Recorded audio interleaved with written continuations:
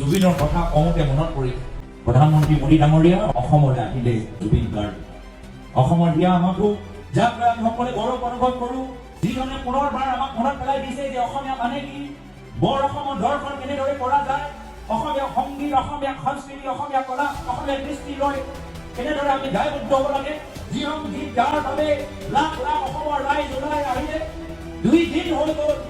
আপুনি জুবিন ক্ষেত্ৰলৈ যাবলৈ অলপ সময় নাপালে আপুনি বিজেপি দলৰ কাৰ্যালয়লৈ গ'ল কিন্তু সোণাপুৰত জুবিন ক্ষেত্ৰত যাবলৈ অলপ সময় নাপালে জুবিন সম্পৰ্কত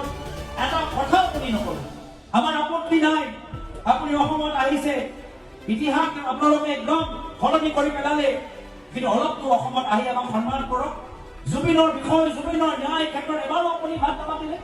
আপোনাৰ গাড়ীত মুখ্যমন্ত্ৰী হিমন্ত বিশ্ব শৰ্মা ডাঙৰীয়া বহিলে হিমন্ত বিশ্ব শৰ্মা ডাঙৰীয়া আপোনাক এবাৰো জুবিনৰ কথা ক'বলৈ অনুৰোধ নকৰিলে নেকি